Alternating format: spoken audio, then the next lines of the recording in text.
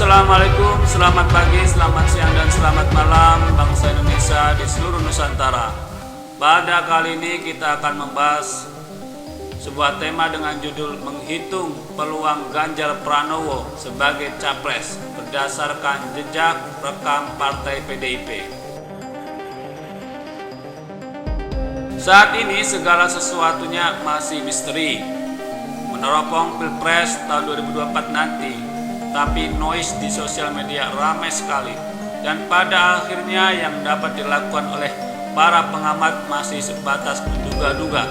Tak terhitung banyaknya bilangan kemungkinan yang ditawarkan kita. Ada kemungkinan plan A, plan B, plan C, dan lain sebagainya. Tapi jika dipikir-pikir sebetulnya masih sangat prematur apabila bicara Pilpres.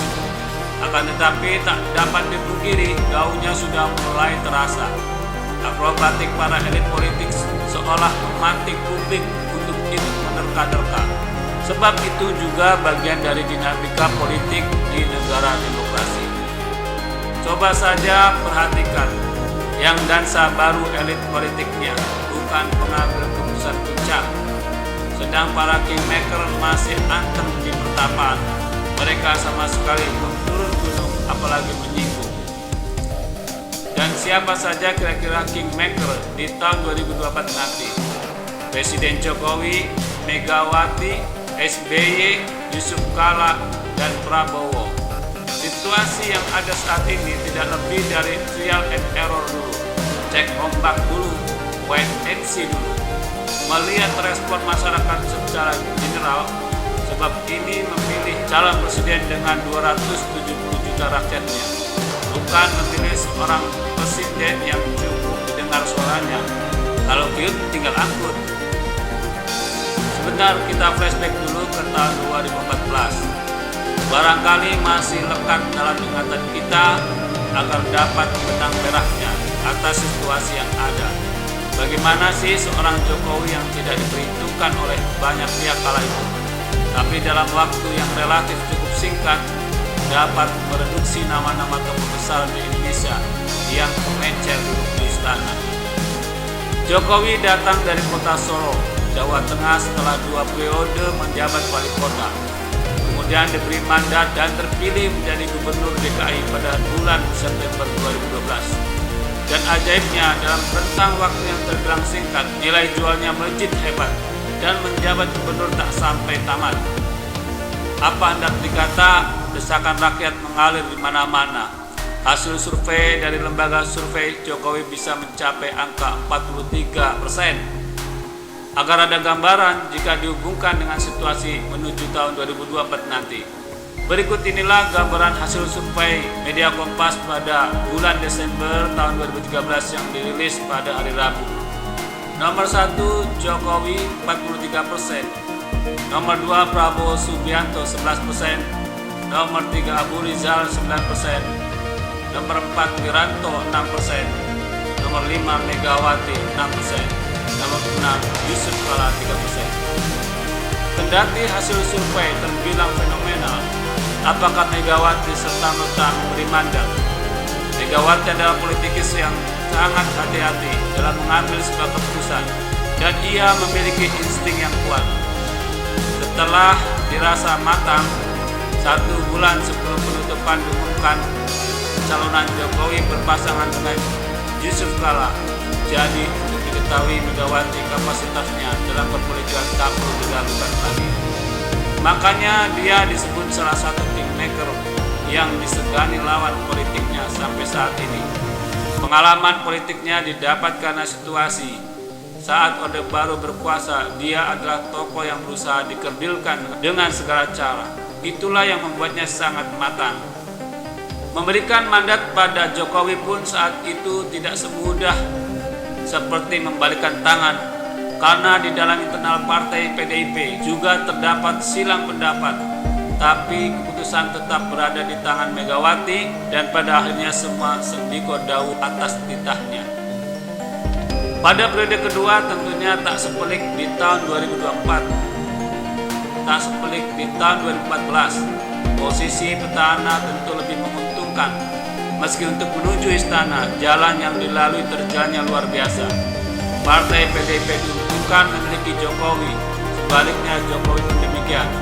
Suara partai terdampak karenanya. Secara nasional, hasil rekapitulasi legislatif PDIP, Partai PDIP pada tahun 2014 sebesar 23.681.471 suara, 18%, muncul sebagai pemuncak. Kemudian di tahun 2019 sebesar 27.053.961 suara, 19%, kembali menjadi sang juara. Ada tren kenaikan. Lalu bagaimana di tahun 2024 nanti? Nah, ini yang menarik. Setelah Jokowi sudah tidak lagi bisa mencalonkan lagi, apakah tren tersebut tetap dapat dipertahankan atau terjadi penurunan? Tokoh yang diusung menjadi calon presiden juga memberikan dampak yang sangat signifikan terhadap suara Partai PDIP secara nasional. Ini jelas harus matang perhitungannya. Jika keliru di dalam kalkulasi bisa berakibat fatal.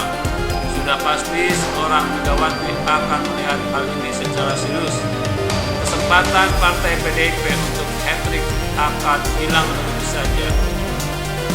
Jadi wacana yang ramai oleh para pengamat juga tentang perjodohan Prabowo dan Puan Maharani ditunggu dulu.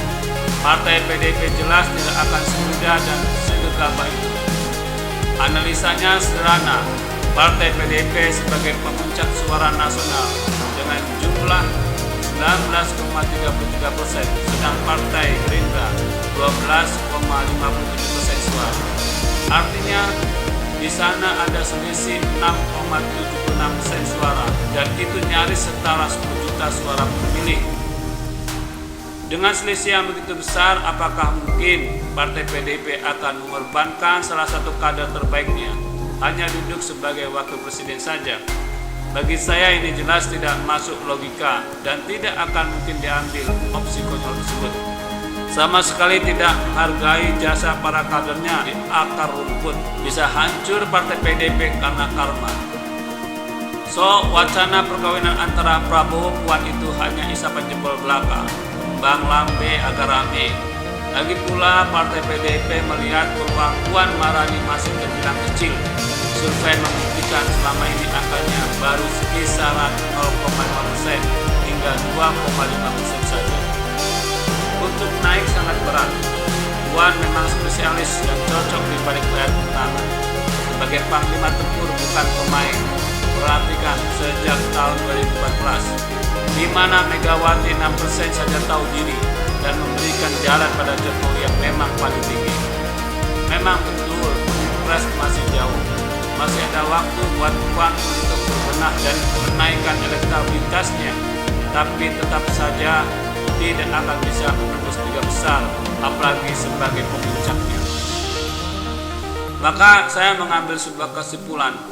Partai PDIP tidak akan mungkin memberikan tiket salah satu kadernya hanya menjadi orang nomor 2. Sudah pasti Partai PDIP akan mengajukan calon presiden bukan calon wakil presiden. Dan itu berarti bisa hit to hit kembali dengan Prabowo dan tokoh lainnya. Dan buat Partai PDIP mudah mengalahkan Prabowo dengan siapapun pasangannya. Angka survei Prabowo sudah stagnan, tak mungkin bisa naik secara signifikan. Efek keterkenalannya di masyarakat karena yang bersangkutan beberapa kali menjadi kontestan. Hal yang berbeda dengan tokoh lain seperti Ganjar, Anies, atau Ridwan Kamil, atau Sandiaga Uno yang masih sangat memungkinkan merangkak naik. Dan saya meyakini Partai PDIP sudah pasti akan berusaha keras mengajukan kadernya sendiri menjadi calon presiden, bukan wakil, apalagi memberi mandat kepada tokoh lain yang bukan lain dari Partai PDIP. Itu sangat impossible. Lantas siapa tokoh atau kader di Partai PDIP yang darahnya mengalir darah perjuangan Partai PDIP? Ada 3 tokoh yang moncer di dalam tubuh Partai PDIP. Ganjar Pranowo, Risma hari ini, lalu Puan Maharani. Dan tokoh yang paling bersinar adalah Ganjar Pranowo. yaitu Gubernur Jawa Tengah saat ini. Ganjar Pranowo lah yang akan dipilih seorang Megawati untuk meneruskan tongkat estafet Jokowi. Darah Ganjar sangat Soekarno dan PDIP. Dia besar dan tumbuh dari GMNI, anak ideologis dari sang proklamator. Dan Ganjar Pranowo memiliki sedikit karakter kepemimpinan ala Jokowi. Mereka berdua berangkat dari orang susah, orang kere, miskin, semiskin-miskinnya. Dan inilah bekal yang sangat baik jika menjadi seorang pemimpin nasional dapat merasakan penderitaan rakyatnya. Kita pasti ingat saat Ganjar diberi mandat jadi Gubernur Jawa Tengah tahun 2013 dulu. Padahal sudah jelas di sana ada Lustri Ningsih, sang sirkan di PDIP yang cukup moncer. Tapi Megawati jeli, Ganjarlah yang diutus dan akhirnya menang. Jadi buat Anda, para pendukung Ganjar Pranowo yang juga pendukung Jokowi kala itu, teruslah berjuang menaikkan elektabilitasnya dengan cara-cara yang elegan. Bangsa ini butuh sosok pemimpin yang dekat dengan rakyat, membaur bukan karena pencitraan, tapi tulus memeluk dengan kehangatan.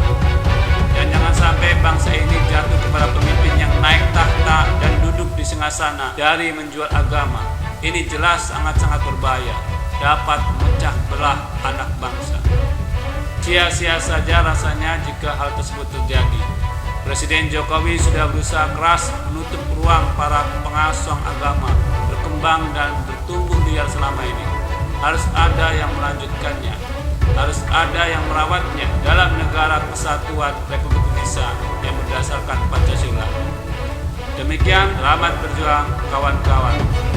Nah, bagaimana menurut Anda? Silahkan ketik kolom komentar di bawah dan jangan lupa subscribe channel ini. Terima kasih.